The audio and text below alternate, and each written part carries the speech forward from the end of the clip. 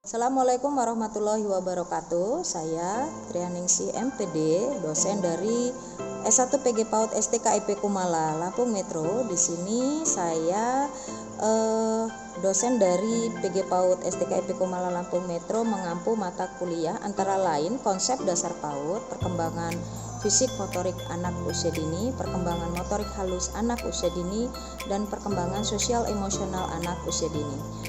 Salah satu mata kuliah yang akan saya bahas di sini adalah perkembangan motorik kasar anak usia dini yang saya ampu di semester 5, di mana bobot mata kuliah ini adalah 3 SKS.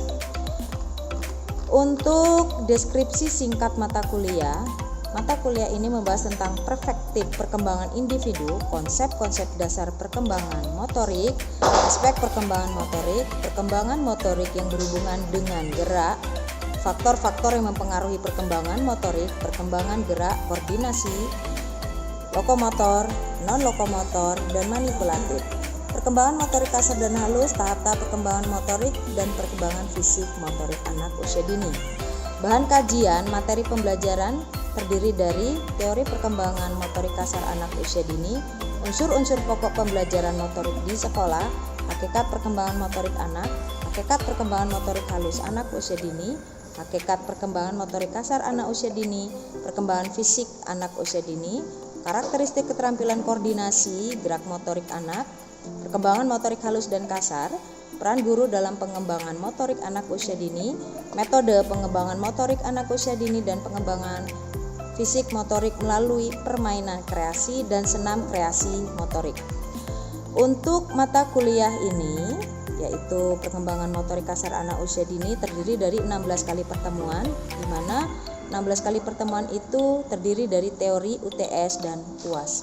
Lalu mengenai penilaian di sini itu terdiri dari tatap muka, UTS, UAS, dan tugas. Di mana bobot untuk absen penilaian itu terdiri dari 20%, tugas itu terdiri dari 30%, lalu UTS itu terdiri dari 30%, dan selanjutnya sisanya adalah UAS, sehingga total 100%. Saya ulangi, demikian untuk penjelasan saya mengenai mata kuliah ini. Untuk selanjutnya saya akan menampilkan video pembelajaran motorik kasar anak usia dini. Terima kasih.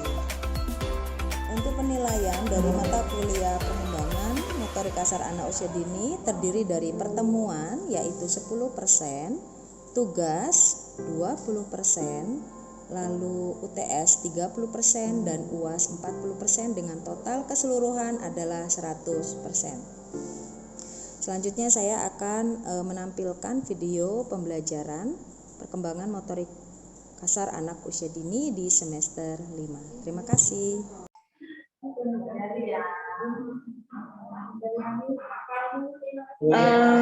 Kita akan mulai ke perkuliahan kita hari ini, dan kita akan masuk di season 3 mata kuliah motorik halus anak usia dini.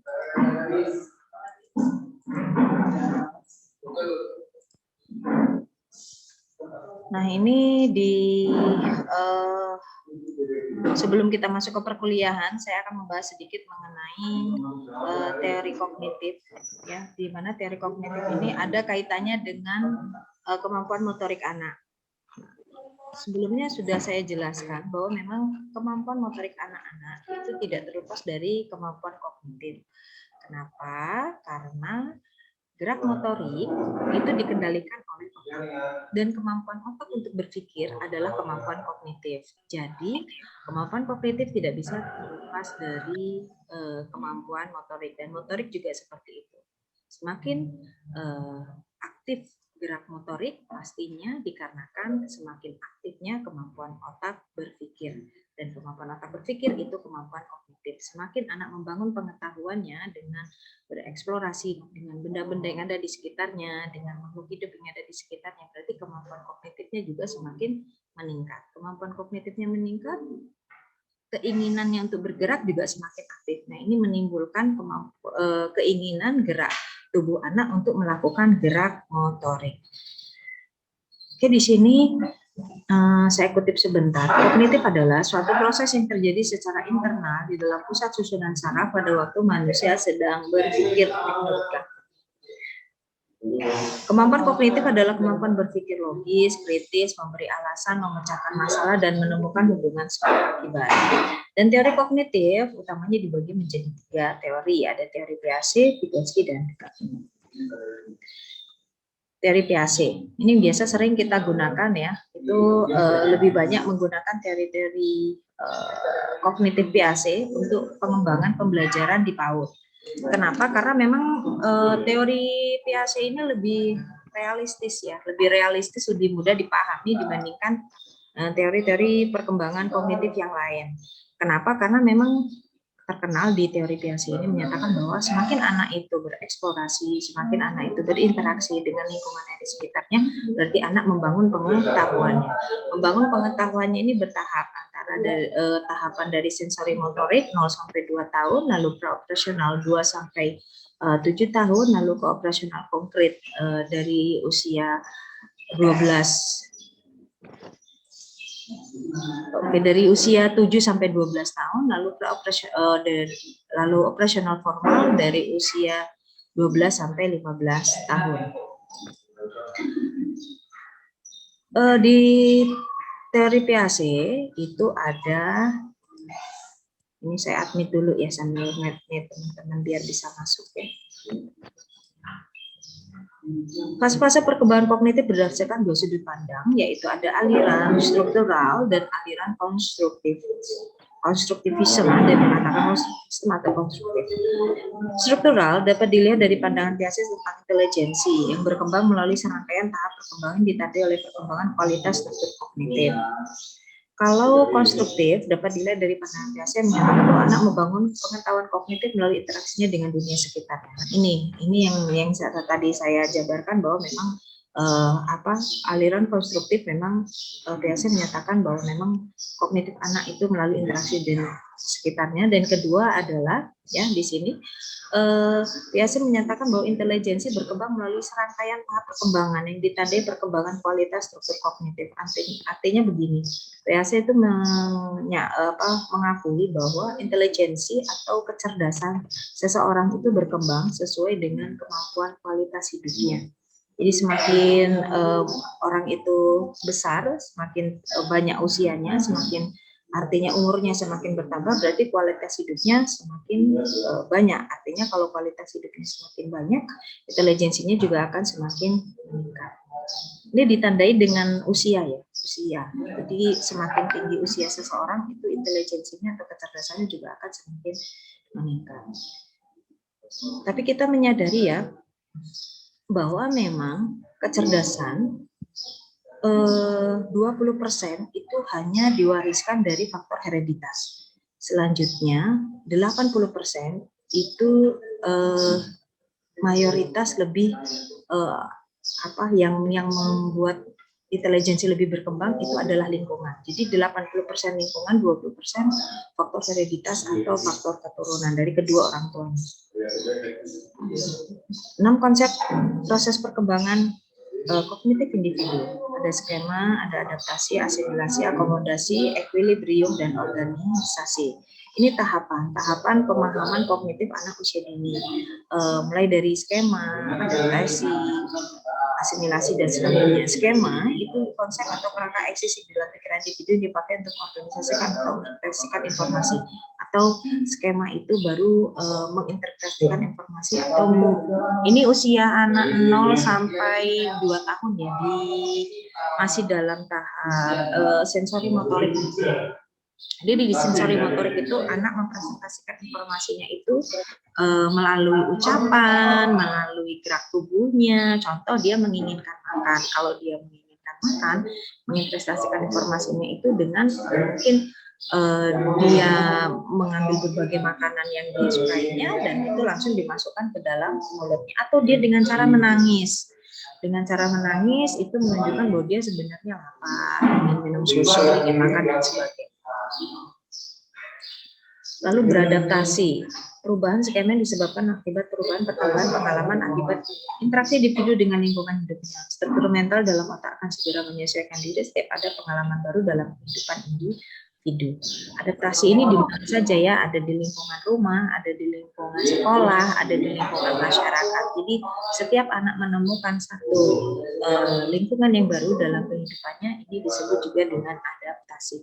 Tapi adaptasi ini yang kalau di usia 0 sampai 2 tahun di dalam tahap sensori motorik, hal-hal baru yang ditemukan oleh anak-anak di lingkungan rumah seperti mendapatkan permainan baru, mendapatkan jenis makanan yang baru, lalu mendapatkan contoh adik ya, yang sebelumnya dia sendirian lalu dia ada adiknya dan sebagainya. Ini dia membutuhkan adaptasi karena adaptasi di sini dibutuhkan kemampuan untuk mengendalikan dirinya. Nah ini untuk bisa mengendalikan dirinya anak butuh beradaptasi.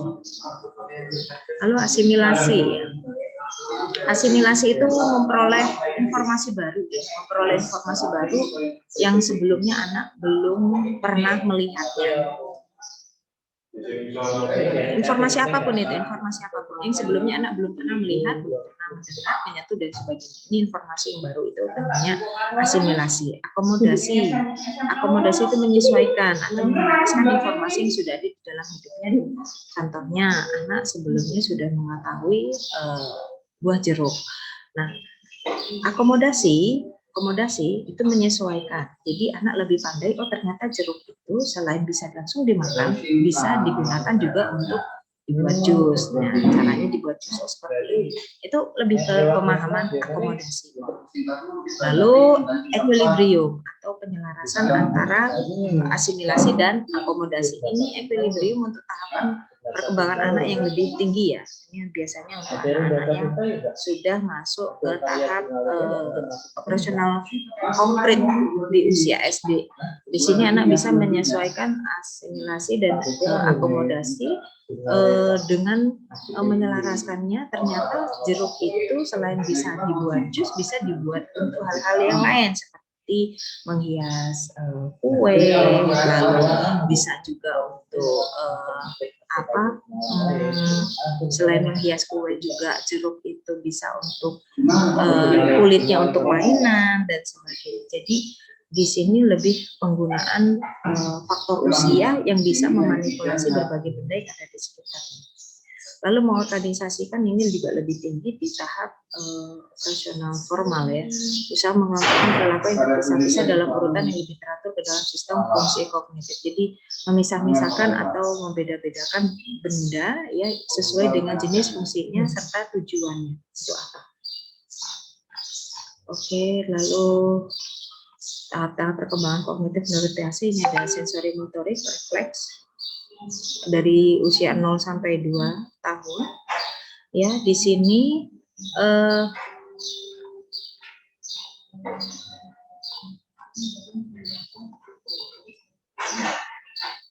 skema refleksi usia lahir sampai 0 bulannya itu seluruh aktivitas dilakukan dapat terjadi dikarenakan faktor gerak refleks yang bersifat otomatis. 0 sampai 1 bulan itu gerak refleks memang sudah dimiliki oleh anak itu seperti refleks menyusu, refleks menangis, refleks tersenyum, ya itu gerak-gerak refleks yang memang dari 0 sampai 1 bulan sudah dimiliki oleh anak. Refleks sekuler.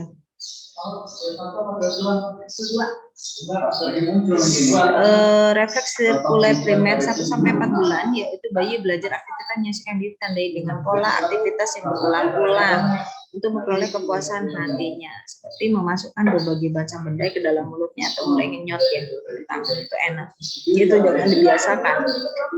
Lalu reaksi sirkuler sekunder 4 sampai 10 bulan yaitu bayi mampu melakukan keterampilan motorik guna berhubungan dengan lingkungan hidupnya. Koordinasi reaksi sirkuler sekunder 10 sampai 12 bulan ini silakan dibaca saja. Lalu menurut PHC tahap perkembangan anak kognitif bayi 0 sampai 2 tahun atau tahap sensori motor yaitu tindakan yang dilakukan didasarkan pada 5 panca inderanya.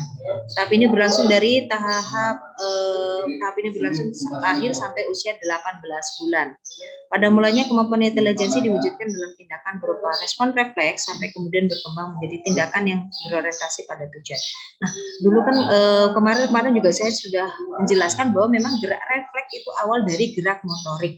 Gerak refleks yang awalnya gerakan yang tidak terkoordinasi menjadi gerakan yang terkoordinasi namun memiliki tujuan. Itu menjadi gerak motor ya.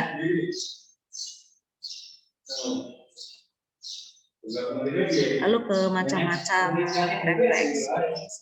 Macam-macam refleks ya. Penulis pertama Nah, ini saya tampilkan gerak refleks anak dari usia 0 bulan sampai tadi 18 bulan ya, refleks itu. Jadi gerak-gerak refleks ini memang untuk anak usia dini itu harus distimulasi.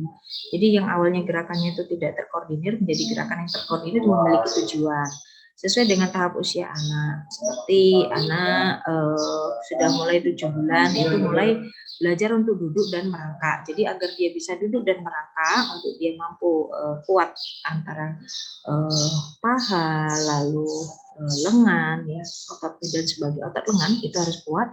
Bagaimana caranya? Oh, diberi stimulasi berupa contoh diberikan permainan bola dari kain itu ya. Anda bisa kasih bola dan dikeliling-kelilingnya ke anak, jadi biar anak itu mampu merangkak dan memainkan bola tersebut. Ingat di sini kalau seumpama 7 bulan itu kan kemampuan merangkak, ini bolanya juga harus bola yang lembut yang terbuat dari bahan kain, bukan bola yang dari plastik ya.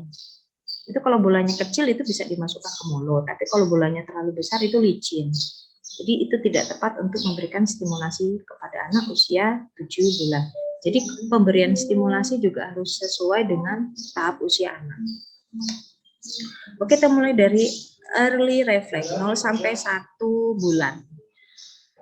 Kepercayaan atas refleks bawaan sejak lahir untuk mengetahui lingkungan, asimilasi dari semua pengalaman refleks seperti menyusu, mengedipkan mata, menelan, menggenggam, dan sebagainya. Ini kemampuan-kemampuan yang dimiliki oleh anak dari lahir.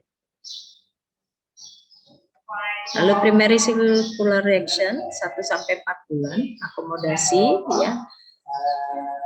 Refleks untuk menyesuaikan objek pengalaman baru. Nah, ini contoh di sini ada asimilasi. Nah, ini asimilasi itu anak mampu saat menyusu ya, contoh menyusu pertama kali ke ibunya. Ini satu hal yang baru diketahui oleh si anak. Ini masih dalam tahap asimilasi. Lalu akomodasi. Akomodasi tadi itu penyesuaian skema baru atau menyesuaikan skema yang sudah ada menjadi pemahaman yang lebih baik. Refleks untuk menyesuaikan objek dan pengalaman baru bagi mengulangi reaksi yang bersifat sederhana seperti membuka dan menutup mata, menarik selimut, untuk mendapatkan kesenangan. Jadi tindakan yang dilakukan berulang-ulang difokuskan pada diri bagi sendiri.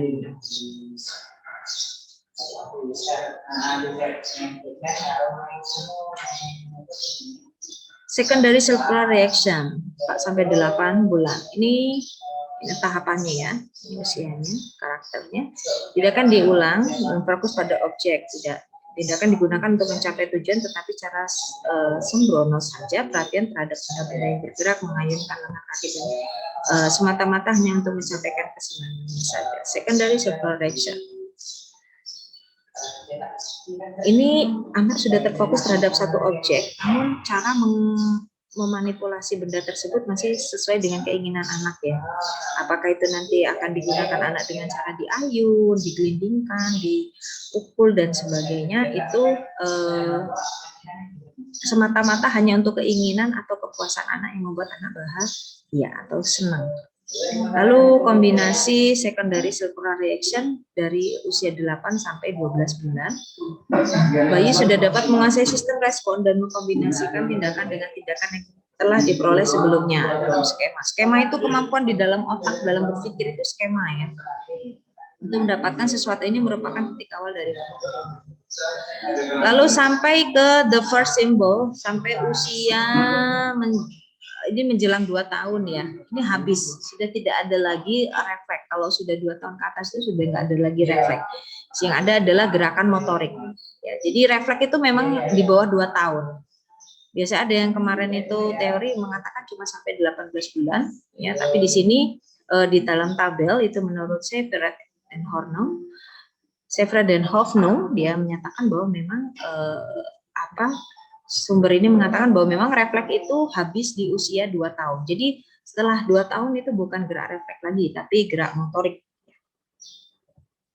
Sampai di usia 2 tahun itu atau the first symbol, fungsi mental bayi berubah dari satu taraf sensori motorik murni menjadi taraf simbol.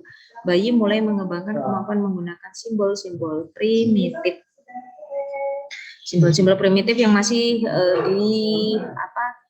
simbol-simbol primitif ini masih dikuasai oleh kemampuan intuitif anak, ya.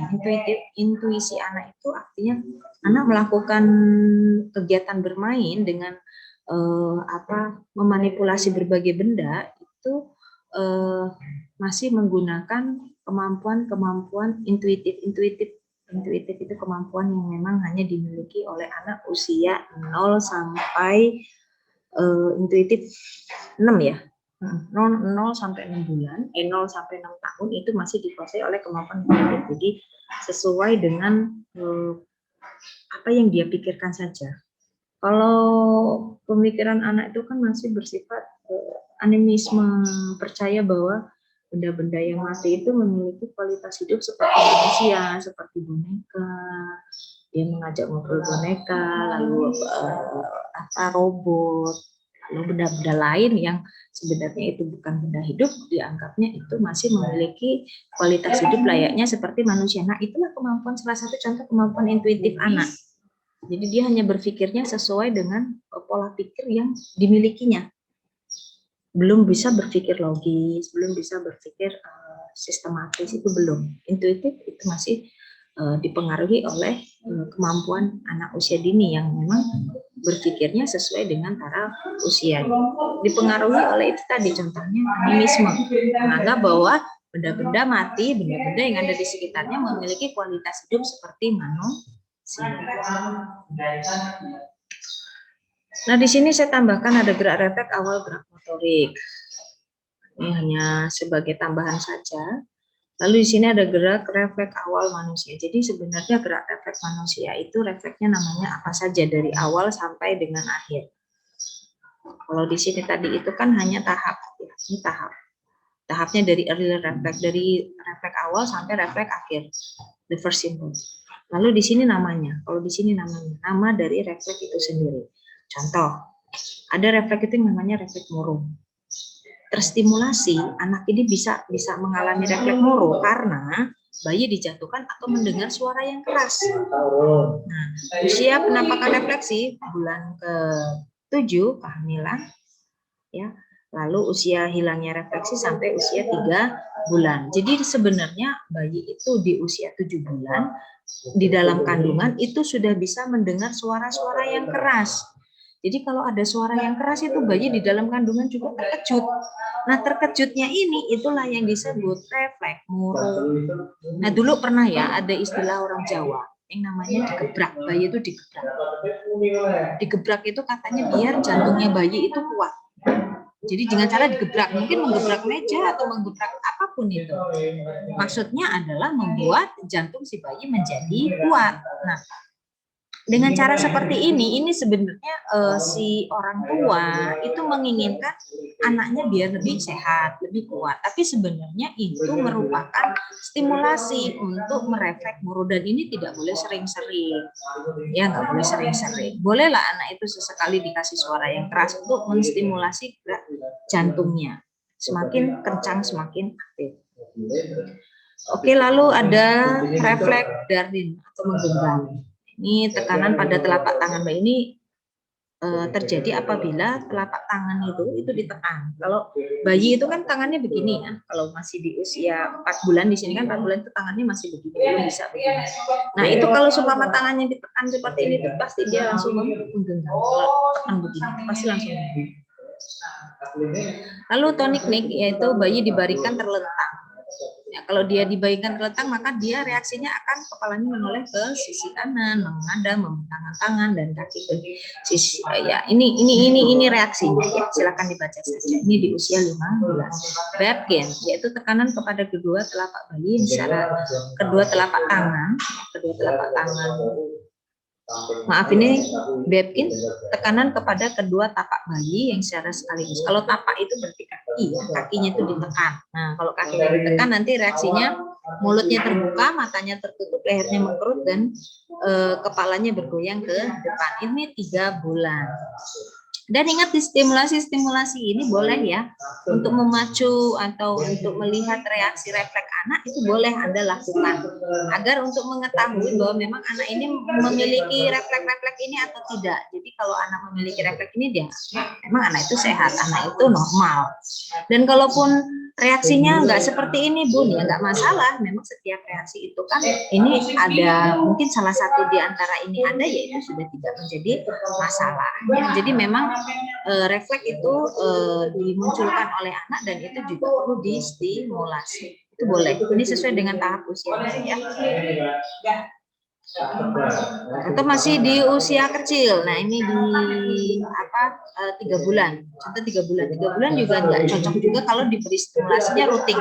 Rutin ini artinya apabila tekanan dengan mengamankan jari pada pipi dan atau bibir, kepala berputar, mulut terbuka, dan gerakan menghisap dimulai. Nah, ini nggak mungkin ya. Ini di 9 bulan. Itu nggak mungkin dilakukan oleh untuk anak 3 bulan.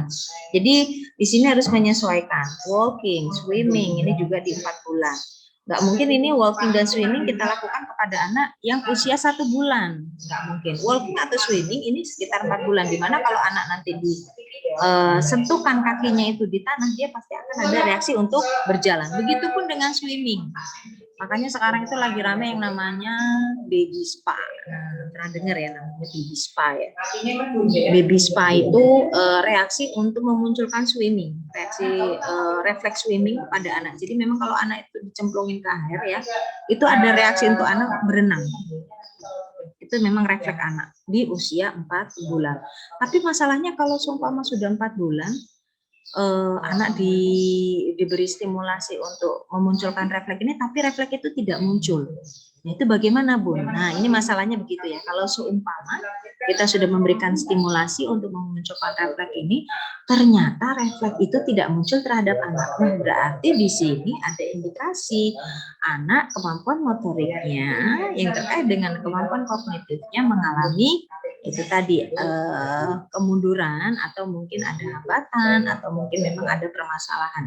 Dan ini jangan langsung kita katakan wah berarti anak ini bermasalah. Bukan bermasalah, belum tentu itu bermasalah. Mungkin anak ini masih kurang stimulasi begitu ya. Jadi sering-sering diberi stimulasi memang untuk anak usia dini.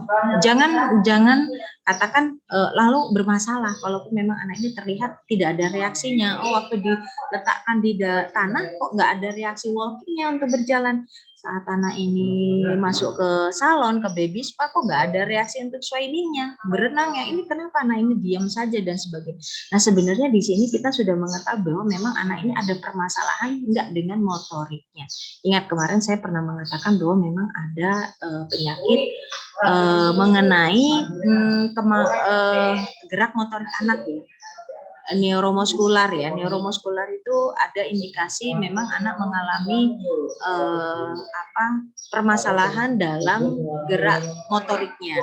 Tapi itu nanti lama-lama kalau tidak diobati bisa mengalami kelumpuhan dan sebagainya. Tapi dalam hal ini kita sebagai guru pendidik anak usia dini makanya harus bisa melihat anak ini kalau diberi stimulasi sesuai nggak dengan apa yang kita harapkan, yaitu sesuai dengan usianya ini.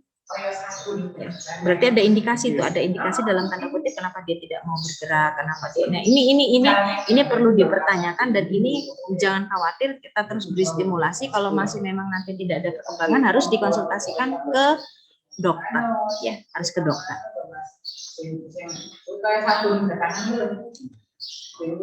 Nah, ini ada sedikit mengenai teori-teori kognitif yang menunjang teori reaksi dan sebagainya. Ada Vygotsky dan Kaplan. Saya tidak menjelaskan satu persatu karena waktu kita Hanya sampai jam 3. Saya buka sampai jam 3. 3-10 menit saja ya. Kalau ini aja, kalau dosen itu menyerahkannya pas hari baik aja nggak apa-apa. Ekonomi kan namanya ekonomi yang Oke, tadi di sini kalau di Word ya, tadi di Word itu sudah membahas mengenai gerak-gerak refleks, dan ini kita kembali ke macam-macam gerak refleks yang ada di PPT. Nah, ini ada tahap operasional. Tahap operasional, tahapan ini terjadi pada usia 2 sampai 6 tahun. Lalu di sini ada berpikir simbolis, ada berpikir ekosentris, ada animisme. Nah, ini tahap-tahap simbolis berpikir anak ya. Ini silakan Anda baca saja. Kalau dia itu masih berpikir simbolis, anak secara mental mulai mempresentasikan objek yang tidak hadir. Baik itu menggunakan bahasa atau kemunculan bermain. Ekosentris, anak tidak membedakan antara persepsi diri sendiri dan orang lain. Animisme, menyatakan bahwa objek yang tidak bernyawa memiliki kualitas hidup seperti manusia. Lalu pemikiran intuitif. Nah, tadi itu intuitif masih dipengaruhi oleh penalaran primitif, artinya penalarannya atau kemampuan berpikir itu sesuai dengan tahap usia anak yang masih sangat sederhana. Di tahap profesional konkret 7 sampai 11 tahun anak bisa mulai menalar. Nah, di sini di usia 7 sampai 11 tahun ini usia tahap sekolah dasar ya. Di sini kenapa ini dikatakan pra-operasional konkret? Sebentar. Di sini anak mampu mengklasifikasikan objek ke dalam kelompok benda yang berbeda-beda. Di sini belajar anak harus menggunakan benda-benda yang konkret atau nyata. Ini dikatakan operasional konkret. Di sini pemahaman anak berpikir logisnya itu harus menggunakan benda-benda yang nyata, bukan benda-benda yang abstrak, ya, bukan yang abstrak. Contoh mengenalkan angka 1. Angka 1 itu menggunakan tulisan di papan tulis angka 1, abstrak. Ya. Lalu kalau kita mau mengenalkan berbagai macam hal-hal yang nyata kepada anak itu bukan hanya dalam bentuk bendanya, bentuk gambar, juga bisa menggunakan bentuk video. Kalau bisa menghadirkan bendanya secara real, itu lebih baik. Tapi kalaupun tidak bisa, itu ditunjang dengan gambar atau video yang bisa menguatkan kemampuan anak dalam memahami suatu benda. Operasional formal 11 sampai dewasa. Di sini dewasanya itu sampai dewasa awal. Ya, dewasa awal. Ada yang menyatakan sampai 15, ada yang menyatakan sampai 17. Ini sebenarnya tahap remaja ya, ini remaja. Vygotsky. Nah, ini silakan dibaca-baca lagi ya. Kalau Vygotsky itu pernyataan yang terkenal, yaitu pembelajaran perkembangan merupakan dua hal yang saling berkaitan sejak hari pertama kehidupan manusia. Jadi kalau belajar itu pasti berkembang. Kalau anak berkembang ya dikarenakan proses pembelajarannya. Pembelajarannya itu dengan dia berinteraksi dengan orang-orang yang ada di sekitar. Jadi kalau Vygotsky ini lebih kepada membentuk pengetahuan kognitif dengan berinteraksi dengan orang-orang yang ada di sekitarnya menggunakan komunikasi. Komunikasi di sini merupakan bahasa. Jadi Vygotsky seringkali dikaitkan sebagai bapak kognitif dalam berkomunikasi menggunakan bahasa-bahasa anak usia dini. Jadi di sini pemahaman bahasa juga tidak bisa dipisahkan dari kemampuan kognitif. Karena dalam berbahasa itu ada beberapa tahapan kemampuan anak dalam pemahaman berbahasa. Dari pertama kali anak mulai menyimak, anak berbicara, anak membaca ya, dan yang terakhir anak menulis.